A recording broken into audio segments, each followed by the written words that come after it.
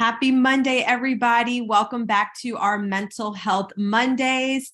Again, we have our community partner with us, and today Diego will be presenting on substance use in adolescents, and I am so excited for this topic. Very, very necessary and timely. So without further ado, Diego, take it away. Hi, everybody. My name is Diego Romero. I'm a practicum intern participating at IVAT. And today I'm just going to be talking about substance use in adolescents. Perfect. So what is, problematic substance use? Problematic substance use is the uncontrolled use of alcohol, illegal drugs, or prescribed drugs that affects normal everyday life. The continued use of these substances leads to a growing tolerance and dependence on the substance in order for the individual to feel like they're functioning normally. And then it also leads to compulsive drug seeking and use that persists even in the face of devastating consequences, whether that be social distress, stress with an individual's job, or stress in their personal life. But for the purpose of our topic today, we're going to be talking about what occurs when an adolescent engages in problematic substance use. And in order to understand that a bit more, you need to understand what's going on with the adolescent brain in and of itself without the inclusion of any kind of substances or illicit drugs. And really the answer to that is there's a lot going on in the teenage brain once it's developing. Our brains essentially don't finish maturing until we reach our mid-20s, early 30s, around there. And pretty much what happens during adolescence is this process of pruning of the prefrontal cortex and other parts of the brain. What is pruning? Pruning is essentially when the neural connections not used frequently in the brain begin to degrade, and then those that are used more habitually begin to solidify. And why does this happen? Well, when we're infants, we essentially develop many neural connections that allow us to take in and soak in the world around us. Because we're children, we need all that information because we don't know what's important yet or what is not. And this is kind of the reason why children tend to learn languages faster than adults. Their brains have more flexibility and ability to absorb this information. When you become an adolescent, or when you begin to enter adolescence, that begins to slow down. And like I said, your brain begins to solidify, or the neural connections of your brain begin to solidify. This is also known as myelination, in which not to get too technical, but in which the myelin that covers the neurons or essentially allows for faster transmission of certain neurotransmissions. And so as you're getting older, your prefrontal cortex, which is very much linked to your personality and your decision making, it's still developing. This also goes in line with your amygdala. This is responsible for the consolidation of memories and plays an essential role in your fight or flight response and what you consider a threat and what you do in response to this threat. Also, pretty much under construction is your limbic system. Part of that is the basal ganglia. And those are very heavily linked to reward and punishment and the processing of emotion. And so, as you see here in this little photo we have here, this is pretty much the maturing that we see of the brain as time goes on. As you see it when you're pretty much a toddler, you have a lot of activity going on, and then the older you get, that tends to slow down. And so the adolescent brain, just in and of itself, without the use of any substances or inclusion of any kind of chemicals, it's already less forward thinking than the adult brain, more reward motivated than adults. Adolescents are prone to taking greater risks due to the motivation of reward. So there you see that basal ganglia and limbic system coming into play. There's also an urge for new experience and more independence away from caregivers. Adolescents are beginning to come into their own, beginning to want to do things on their own and being more independent and explore the world around them. The brain also secretes more sex and growth hormones that drive motivation and that drive impulses.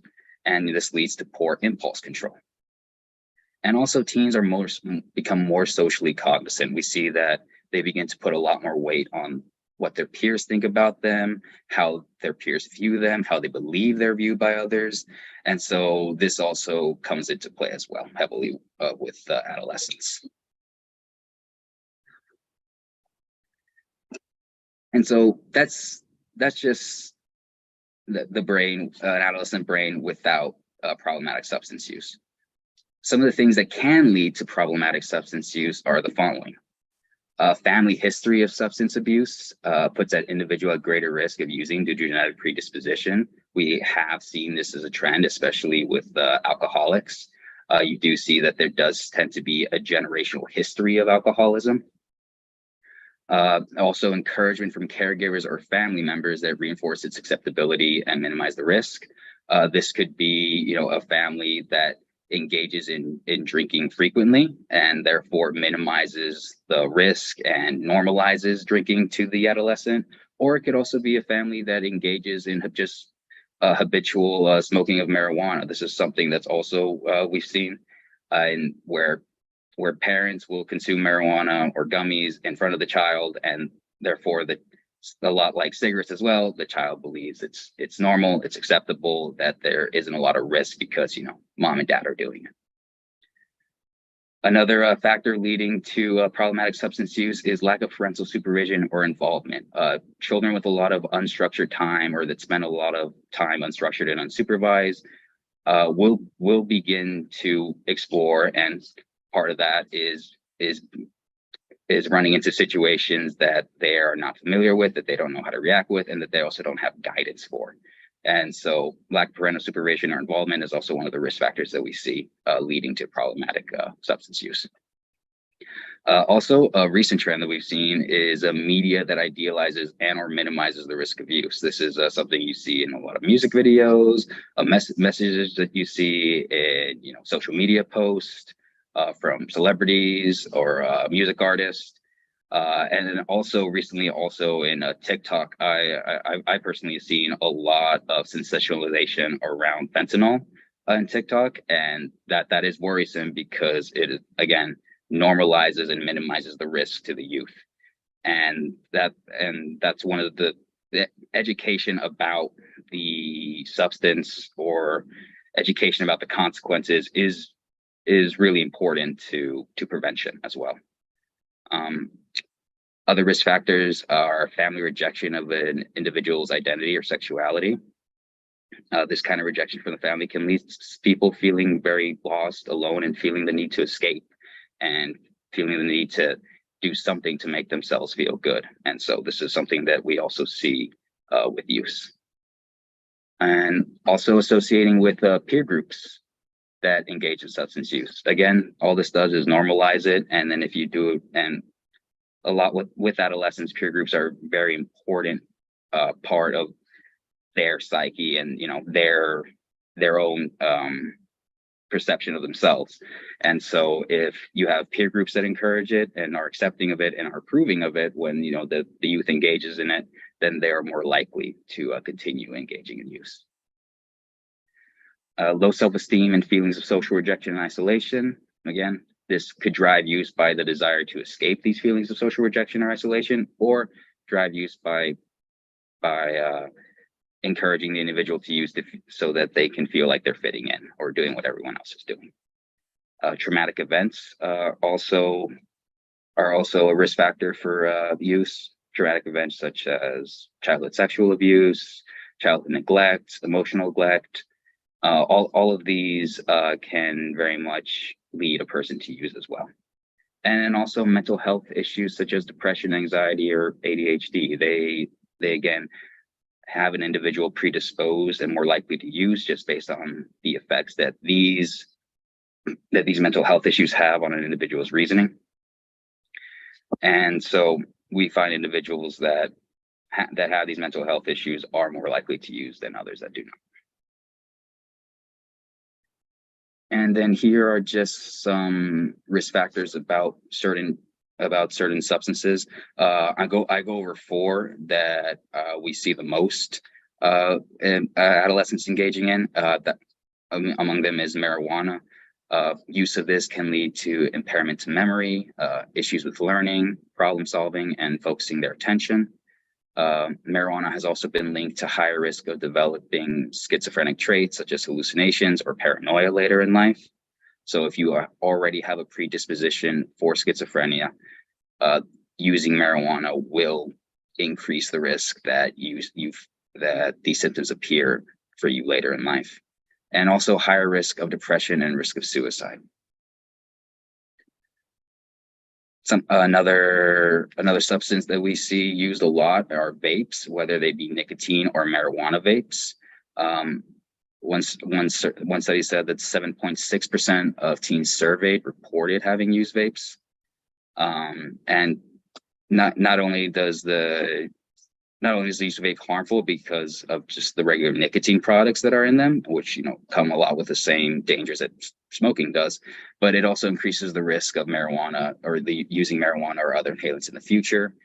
You're exposing your body to the harmful chemical substances of nicotine, and then also exposure to heavy metals and damaging chemicals to the respiratory system through the use of a vape cartridge, which, as I recall, there's still a lot of contention surrounding whether or not they're safe and whether or not there are certain metals included in the process that are harmful to the individual.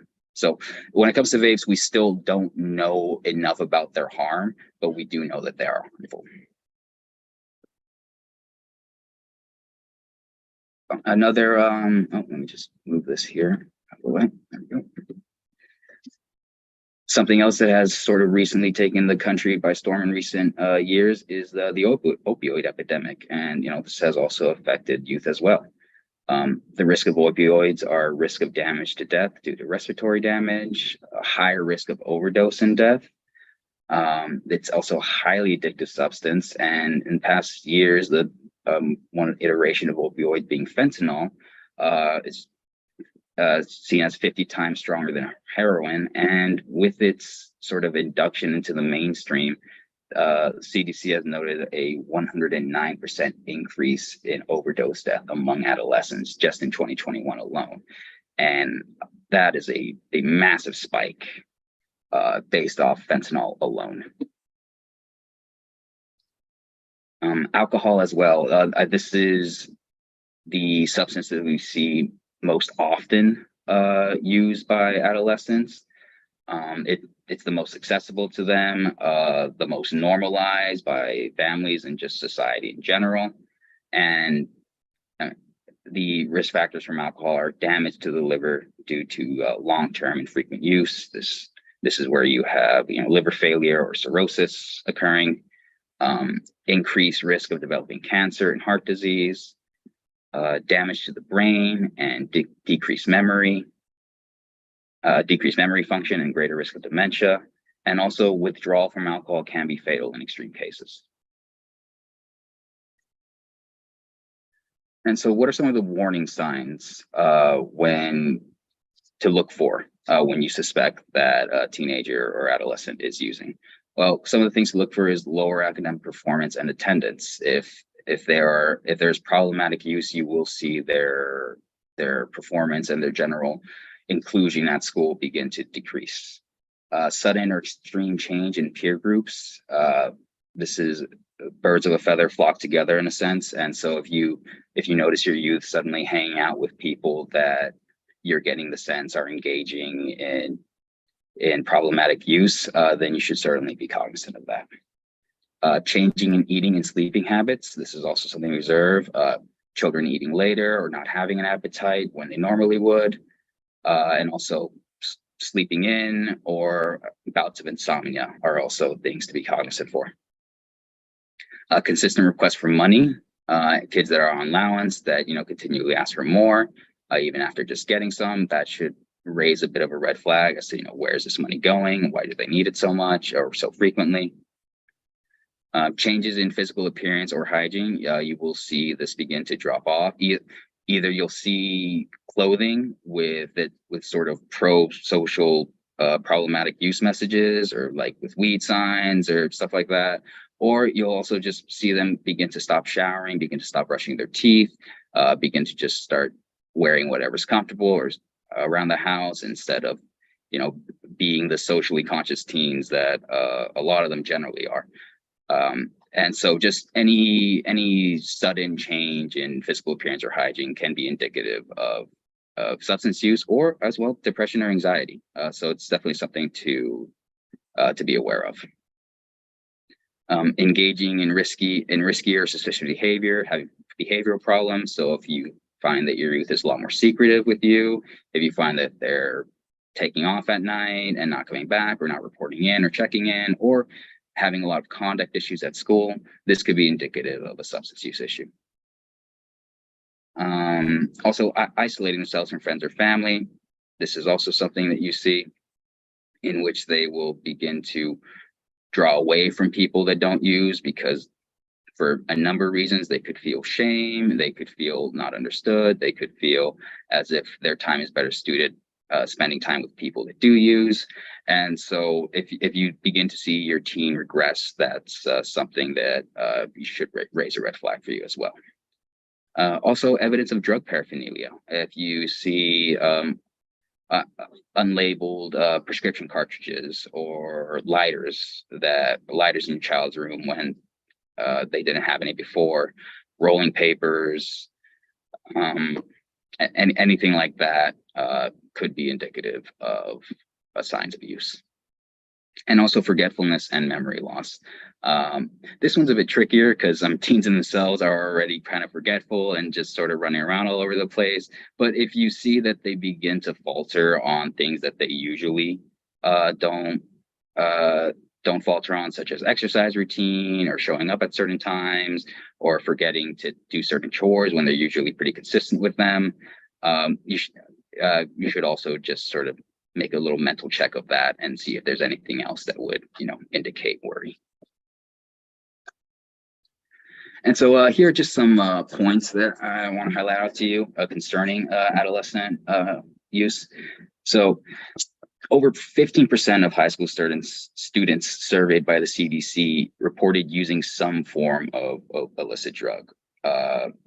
And that also includes alcohol and using prescriptions over the prescribed amount as well. 14% of students reported of using prescription opioids. Students who reported illicit use are more likely than other students to have endured a past physical or sexual assault. This is going to that traumatic events aspect leading to use. Illicit use is associated with higher risk of being exposed to physical or sexual violence.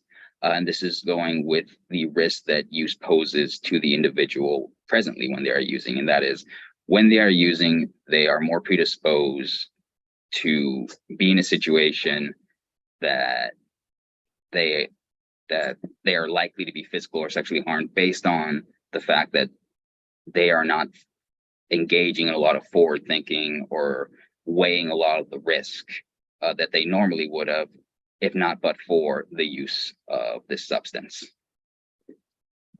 And so this is also associated with mental health issues and increased risk of suicide. This is something we see across the board for all youth.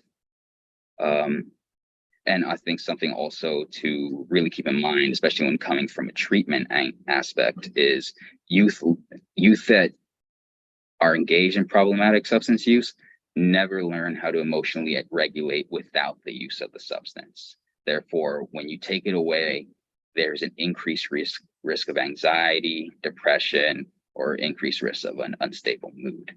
And so this is something important, especially in terms of treatment, is that you cannot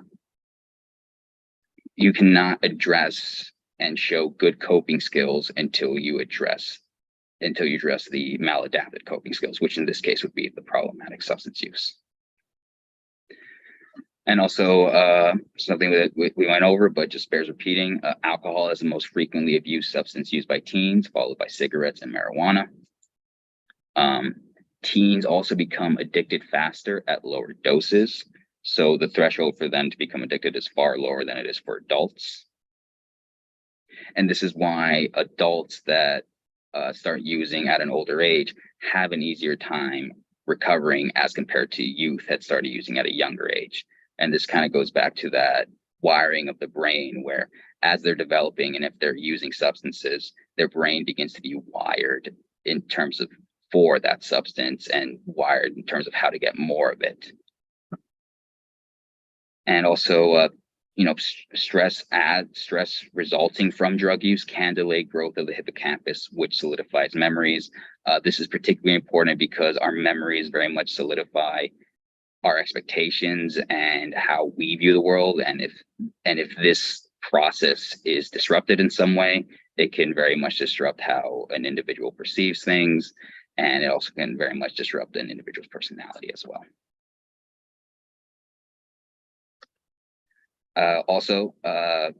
Just as a side note, adolescents also utilize inhalants such as blues, cleaning fluids, and aerosol sprays to get high.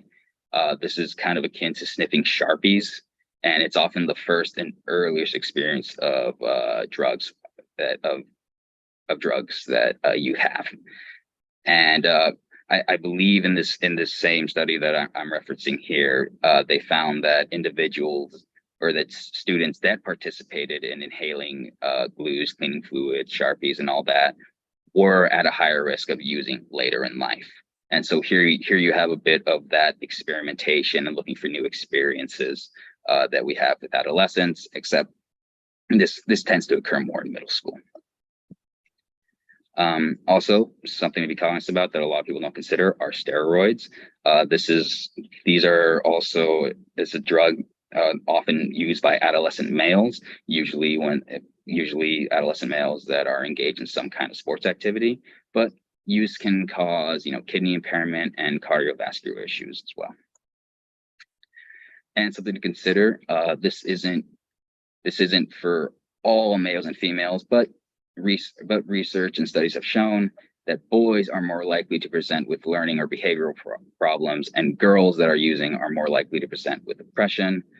However, you could observe both in either gender. This is just a trend that researchers have observed. And so what are some of the consequences of all of this? Well, long-term effects of problematic substance use are studies have shown that prolonged use of substances can lead to long-term damage to IQ. Even if the individual stops in adulthood, permanent damage to the cognitive and to their learning ability, they cannot recover those IQ points.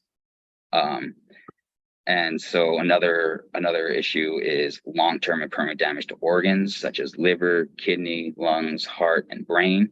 And all of these are associated with increased risk of cancer, respiratory, and cardiovascular health, especially in inhalants or anything used or anything passing through the lungs, such as methamphetamine, marijuana, vape cartridges, cocaine, all of which can be inhaled, and all of which can cause a lot of damage to your respiratory system. There's also increased risk of anxiety and depression as an adult, going back to not being able or never learning to how to emotionally regulate oneself without the use of the substance. So this in a sense plays a part into why later in life individuals are more at risk for anxiety and depression. Also, increased risk of experiencing psychotic symptoms if they are at risk of developing schizophrenia. This is something you see in marijuana and also methamphetamine as well. Methamphetamine is very heavily linked with the emergence of psychotic symptoms, and so just something to keep in mind as well. Also, increased risk of thrill chasing by exploring other drugs and experiences, thereby exposing themselves to dangerous situations driven by impulse and craving. This is just sort of leading individuals into dangerous situations for the purpose of acquiring the substance or engaging in substance use. And then also another long-term effect is maladaptive decision making. People will use their goals of getting high or getting more of the substance to heavily play a role in their decision making, whereas other people that do not have problematic substance use problems will consider other avenues. And so, what are some of the things that help in preventing teens from abusing? Something we found that tends to combat the risk of use is strong parental bond and disapproval and education of substance use. So the youth being able to feel comfortable with their family and their family unit, and also feel loved and cared for by them, uh, that that plays a role in a protective factor for the youth, and also education regarding the substance, so that they're not completely flabbergasted when they're first introduced to it. Also, pro-social experiences and bonds while attending school. I really want to stress the fact that students and teenagers at this age are very much concerned with how the world is perceiving them and their sort of place on the social ladder. And so being able to have those pro-social experiences that feed into confidence, that feed into raising their level of security in themselves, that goes a long way in terms of whether or not they're going to use in the future. Strong parental supervision and structuring of child's time. This just goes into just the parents being aware of what their child is, who their child's hanging out with, who their child is engaging with, and how their child is spending their time. The use of sports or some other kind of after school club or involvement. That is always very much recommended as a way to prevent use. Education regarding substance abuse and its consequences, not only through the parents, but also through the school as well. All education regarding substance use and its consequences and what exactly it does to you is always beneficial to the youth. Also, consider the messages in social media that idealize and normalize use. Consider what it is your teen is watching, and whether or not it is appropriate, and whether or not it is in line with your values. And so you should definitely be aware of what it is that they're consuming, and if it is something that is encouraging problematic use, then you as a parent should sit down with your child and have that conversation regarding whether or not it's appropriate, or whether or not it's right, what it is that they are consuming. And also know who your teens associate with. Again, peer groups are very fundamental for how teens view their world, for how teens shape their worldview. And so if you see that they're beginning to associate with individuals that you believe are engaging in problematic use, this should raise a red flag for you as a parent. Also, if your teen is taking prescription drugs for some sort of sport injury, or just happenstance injury, just keep track that they're using them responsibly and don't begin to engage in overuse. Also, just setting a good example as a parent, so drinking in moderation or drinking out of view of your teen, I think would also go a long way in terms of highlighting its risk, and also highlighting the fact that, especially with alcohol, that it can be done, but in moderation and responsibly.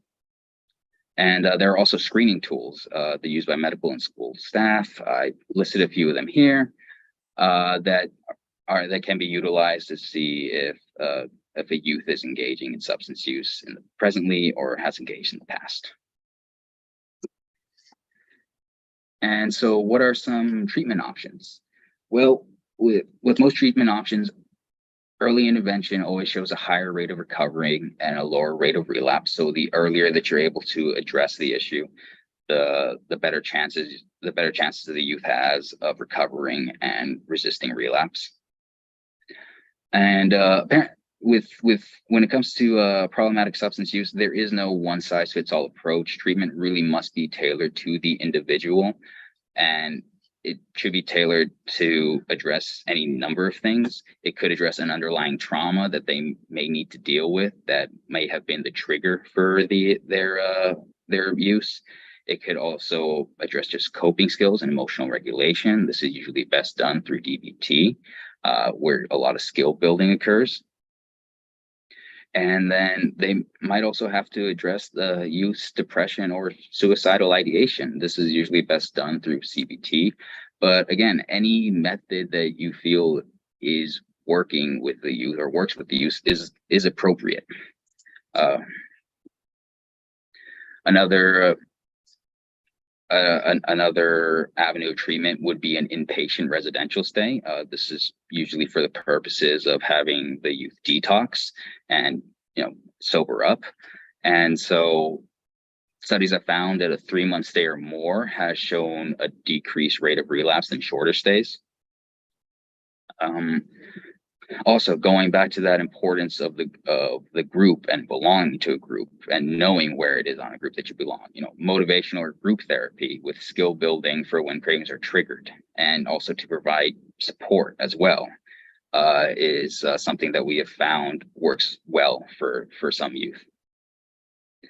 And support and structuring from family members and pro-social groups, pro-social peer groups. This could be done by just having regular outings, having regular time spent with family, just structured times spent engaging in something other than using.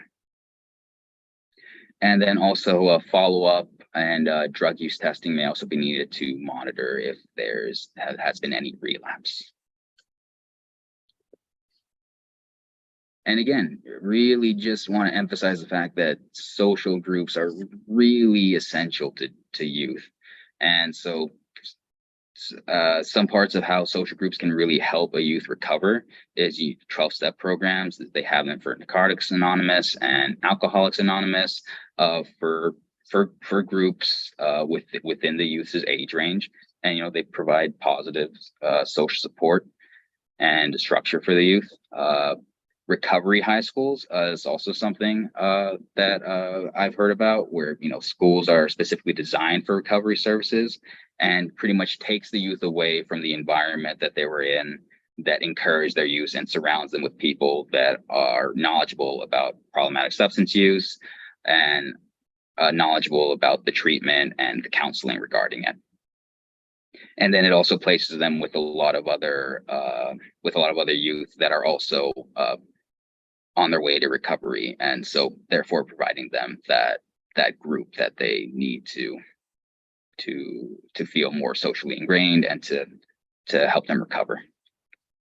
Also, family behavioral therapy is something that can be done at the home, and usually includes one or both family members. It's just focused on teaching them skills on how to improve in the home environment and set behavioral goals and standards for reducing substance abuse. Again, this goes into structured time, or the child or the youth completing on a certain amount of chores set for the day, the parent completing on their obligation of spending a certain amount of time with the child, or engaging in certain tasks with the child as well. And here are just some quick links regarding that information. And if you want more, then by all means, go for it. Excellent. Thank you so much. This was very informative and useful information, not only for caregivers, but also hopefully adolescents themselves will get the information that they need, so they know, okay, when I use certain substances, this is what potentially can happen.